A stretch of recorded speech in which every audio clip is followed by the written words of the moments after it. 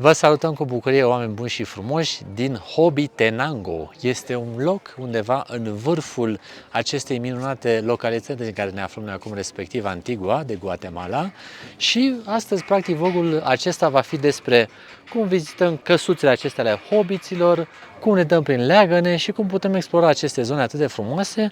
Toate acestea presărate cu un peisaj absolut fabulos. Așa că, bun venit în aventura Un an cu Ghiozdan, aici Alex alături de Yasmin, care deja s-a și dus pe acolo pe dealuri să zburde. Dacă sunteți pentru prima oară alături de noi, nu uitați să lăsați un like, un subscribe, ne ajută tare, tare mult să ajungem la și mai mulți oameni frumoși, așa precum sunteți voi. Deci, acestea fiind spuse, haideți să explorăm, să vedem ce găsim pe aici, în acest minunat loc. Oh, uitați, am găsit-o și pe Yasmin într-un final. Yasmin, ai ajuns pe aici, uite la tine ce ținut ai astăzi, cum te-ai pregătit așa pentru această vizită? Vrei să te asortezi cu peisajul? Da.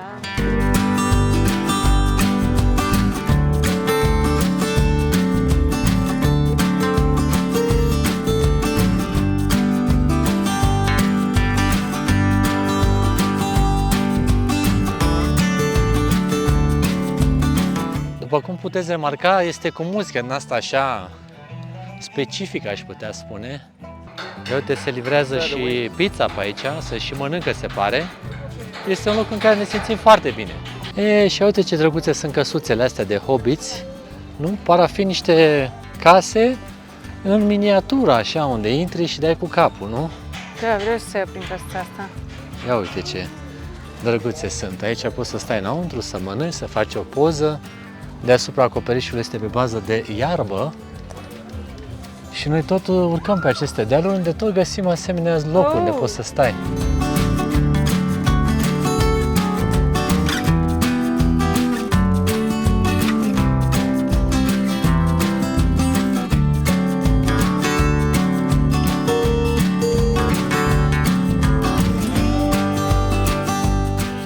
Salutări din Hobitan. Hobitenango, hai.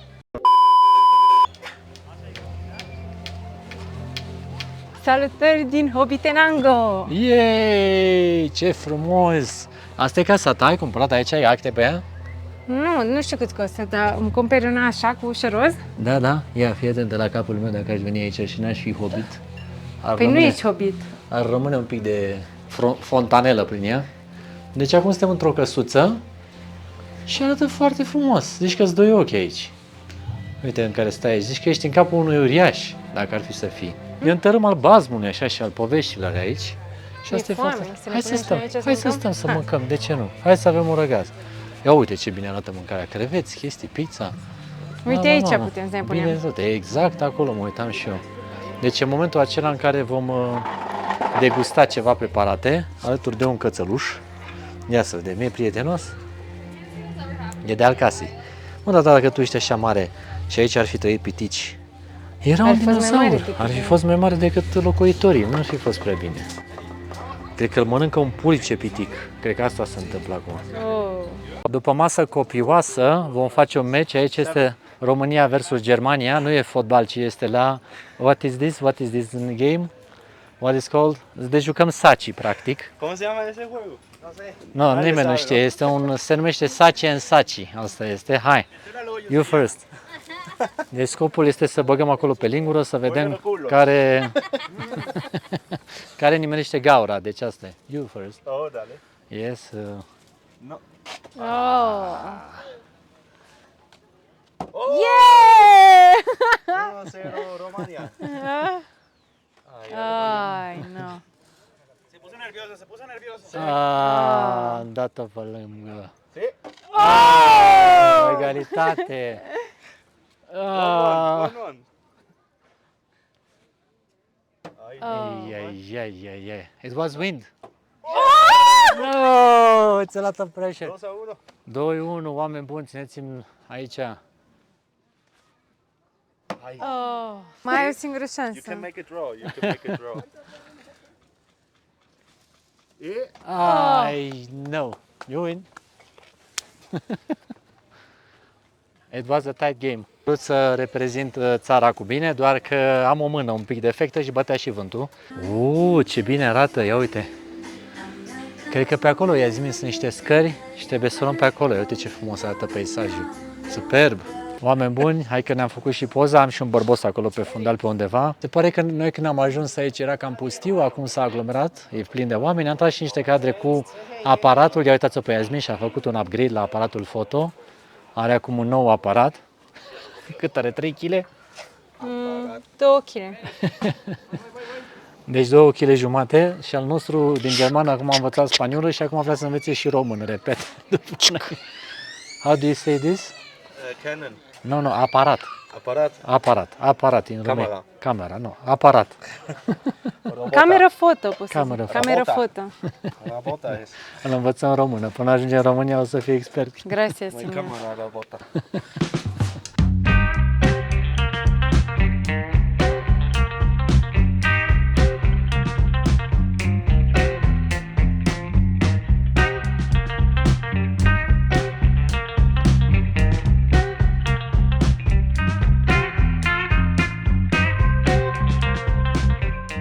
Distracția continuă cu niște lecții de tras cu arcul. Tras cu arcul, avem aici niște Nu scule. sunt lecții bine, tu trebuie să știi deja. Nu te învață nimeni, dacă nu știi, nu știi. Nu știu. Cuidado. Ah, Cuidado! mamă, stai că nu se dă cu barda, ia uite-le. Ia. Deci, Aoleu, sper să nu dea în spate cu ea. In front, please. Oh, it was good. Ia uite, deci cu trasul cu oh, barda. Wow! Uite, What happened? am înfit-o cu spatele.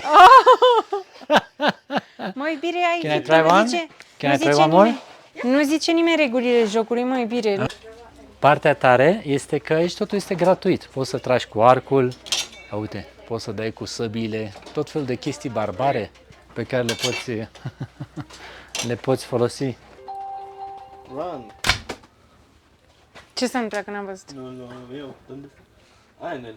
It's in the center, guys. Nice, very good. We have a professional here. We are Romanians.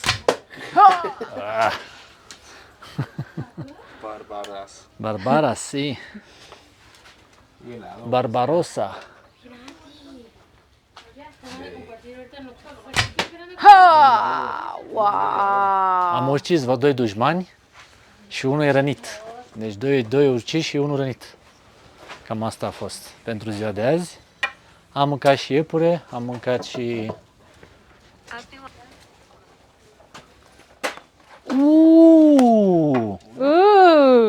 I'm out of here.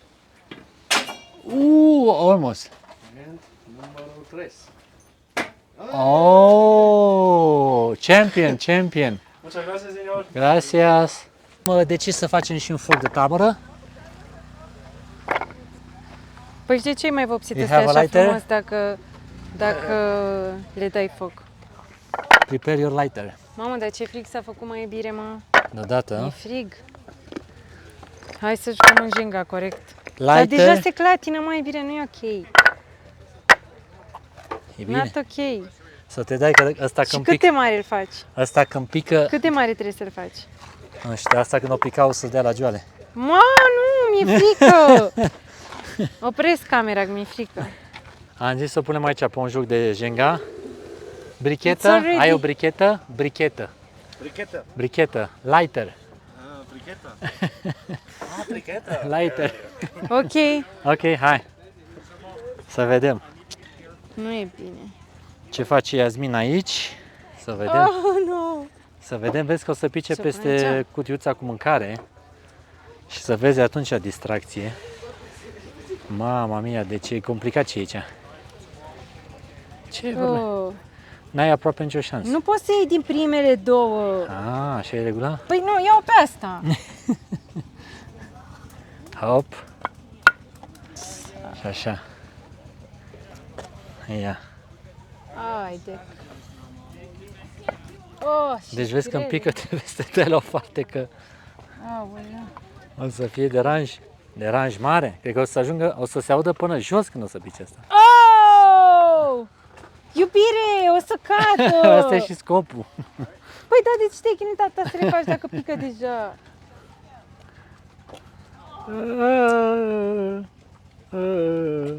De cel mai tensionat joc de... Mamă, le-ai stricat la oamenii ăștia aranjamentul de pe piatră.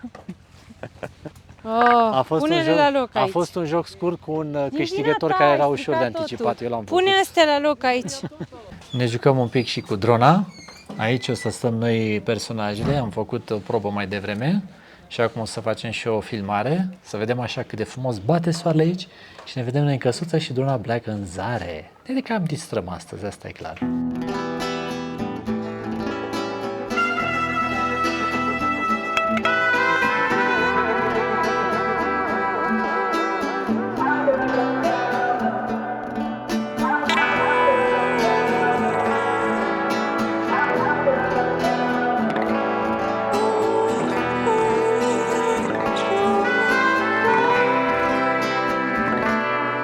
Și aici sunt căsuțe, dar foarte frumos. Peste tot. Mi-mi plac foarte mult florile astea. Iasmin, ai văzut florile? Cred că sunt cale. Da. Și cred că sunt ca cele care sunt din perioada festivalului florilor. Vezi ce frumoase sunt? Deci cum ți se pare până acum acest loc?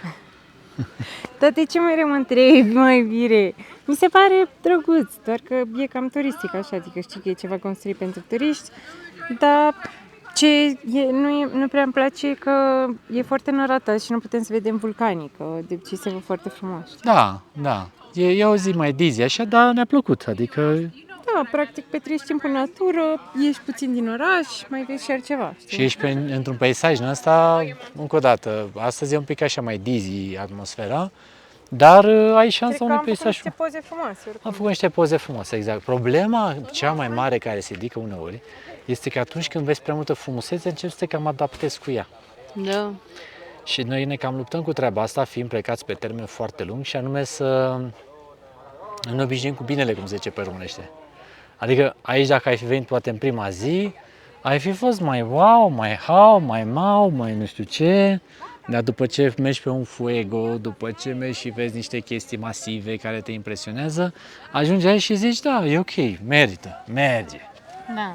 Dar totuși e drăguț, că uite, ai multe activități gratuite, ai tot Dar felul nu de... sunt gratuite, că noi am plătit. Ne-am intrarea. plătit, da. Asta e chestia. Da.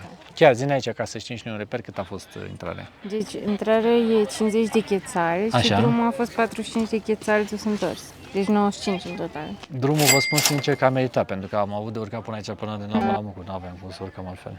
Deci, în total, 95 de chețali de persoană. Ok. Și mie mi s-a făcut foarte somnic. Uitați-vă-le. Dar nu știu de ce, cred că eu încă sunt obosită după urcarea de pe vulcan. Claro che Deci sì. nu pot să cred că trag de 4 zile de mine să-mi revin. Și nu... E ok. Bine, mi-am făcut și tatuaj între timp, poate și de aia. Așa că se vede prea bine lumina aceasta, trebuie să filmez de aici. Ia. Wow, dar ce a răsărit aici la brațul dumneavoastră? Este mai mare de atât sau... E secret. Nu se poate spune, nu? Mhm. Ok, Poate ok. se continuă pe tot corpul. Cine Poate știe? pe sub tricou e tot plin. Cine știe? știe. Nu se știe. Ok, drăguț, drăguț. Iasmin este pregătită pentru o partidă de mini-golf, jucat la buza acestei zone. Ready? Whoever wants to start? Hai că încep eu. Yes. Deci jocul a devenit foarte... Deci jucăm practic acum s-a ajuns să se joace pe toată Tarlaua, timp în care noi ne-am dat seama că aici există un șețel copac. Copac, dar eu nu mi-am că știu că de fiecare dată când vedeam un șețel, găseam de pe jos. Când Da, eram mică. deci foarte ciudat. N-am mai pomenit așa ceva, copac de mușețel. Da, superb. Mi-am pus aurechi, se vede? Ia. E frumos? Păi zi tu, că nu văd. Ah, da, e super frumos, da, e super. Da. Oameni buni și frumoși, a fost o zi pe cinste, după cum ați văzut ne-am distrat, am vizitat casele hobiților, am jucat golf, am tras cu arcul, am aruncat cu toporiștile, ce să mai am făcut de toate, așa că dacă vreți să petreceți ceva timp destul de calitate și distractiv, vă recomandăm să veniți aici, nu este nici foarte scump, nici să zicem derizoriu, este un loc plăcut unde e bine să veniți, noi vă îmbrățișăm cu foarte mare drag, vă salutăm și ne vedem în următorul clip, nu uitați de subscribe și de like, ne ajută din suflet, așa că faceți-o, este modul în care ne ajutați în mod gratuit să continuăm ceea ce facem aici. Vă pupăm, ceau, ceau!